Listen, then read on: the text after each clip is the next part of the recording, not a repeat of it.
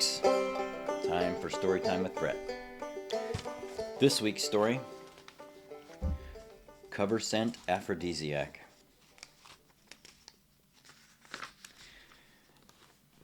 Back in the old days when I started hunting big game, it was sufficient to grab a knife, a rifle, a wool jacket, and maybe a pair of binoculars and trek out into the woods on foot.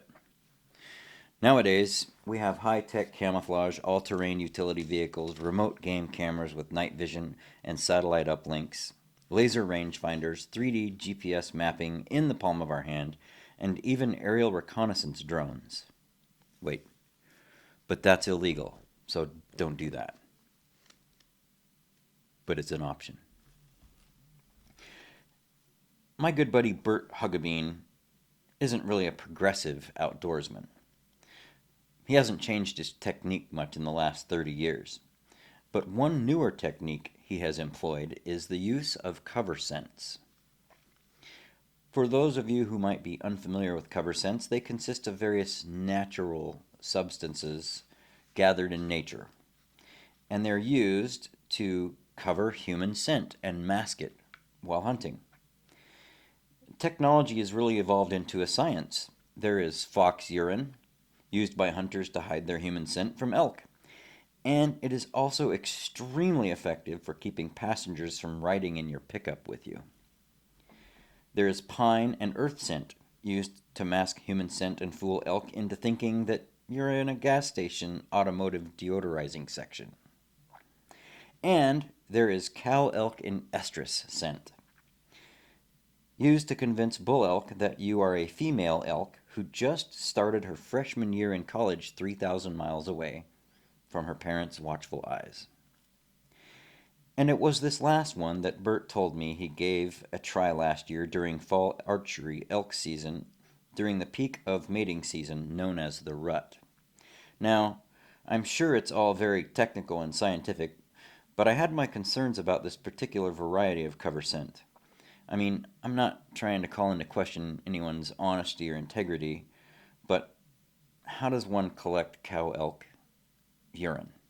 I mean, how do you do that? And how do you know the cow elk is in estrus? I mean, I'm not a scientist or a veterinarian. But I digress. Anyway, curious about the outcome of his hunt, and because I hadn't seen Bert in several days since hunting season ended, I stopped by his place a few days after the season was over, and what I discovered was truly disturbing. After knocking on his front door and peeking in the window, I got no answer. I went around to the backyard, and there I found Bert sitting quietly in a folding lawn chair. He was staring straight ahead and slightly rocking back and forth. He seemed deeply troubled, and I put my hand on his knee and knelt close to him to try to provide some comfort and get him talking. Bert wouldn't make eye contact with me, but he began to speak, softly at first. You know that place down by Waterhole Creek? The one where there used to be an old car door leaned up against the tree that said "Door to Success"? Yeah, I said, been there 1,000 times. Well, Bert started speaking a little louder. There is evil there. An evil that I hope never to encounter again. He leaned in close to me, turned his gaze, piercing my soul with an intense stare. Never go there. Promise me. I promised him. What happened, man? He got quiet again. I went in on the old skid trail that goes up toward Hoteling Creek and found a nice quiet spot on a ridge over from the road just before dawn. There was good cover and a small creek in the bottom of the draw, and with a wheat field on one side and deep timber on the other, I was sure this would be a perfect spot to set up. I got down into the bottom of the draw, just inside the timber line where the shadows broke up the light, and I settled in with my rifle. Then I dabbed a bit of cover scent on my hat, and I figured I'd just sprinkle it around on the ground and the low-laying branches just around me to make sure. Bert shifted uncomfortably in his chair, searching for his words. It was quiet. Like that kind of quiet that actually seems loud. You know the kind, right? Yeah, I replied, like white noise. "Yeah, like that," he said. "It must have only been a couple minutes or so, and I remember seeing the sky change to that light blue when the sun starts to fill in on the horizon." Bert paused for what seemed like a full minute, his jaw muscles clenching in and out while he pondered his next sentences.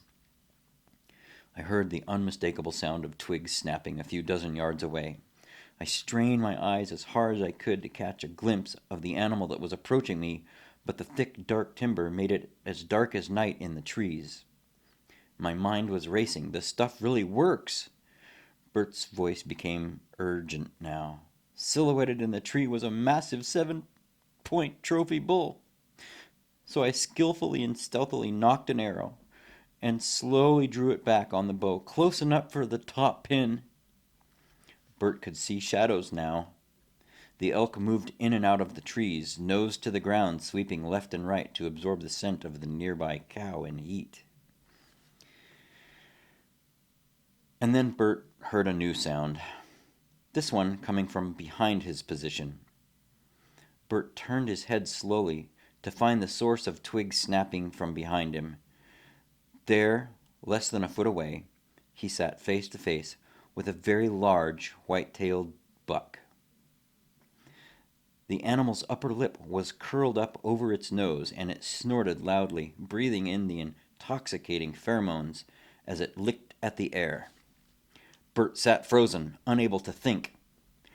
The sudden shock caused his arms and hands to reach muscle failure, releasing their grip on the bow and arrow that had until this moment been at full draw. The simultaneous release of his grip on the string and the bow caused it to collapse inward, striking Bert in the forehead and rendering him unconscious. He faded in and out of consciousness several times in the minutes or hours that followed.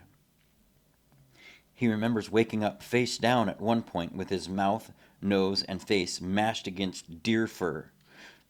Then again on all fours at another point of consciousness with something on his back. And then finally he awoke again on his side in the fetal position, this time several yards from where he had started. The deer and elk were gone, but Bert couldn't tell if they were still nearby.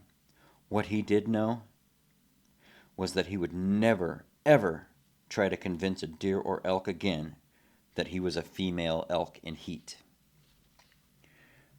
Well, having heard this, traumatized and speechless, and unable to offer any real comfort to the man, because of the details of this experience, I left Bert's place and headed home. First, I poured myself a nice tall glass of Jack Daniels on the rocks, and then I went out to the shed where my hunting gear was stored, and I promptly threw out every single last bottle of elk estrus scent that I could find.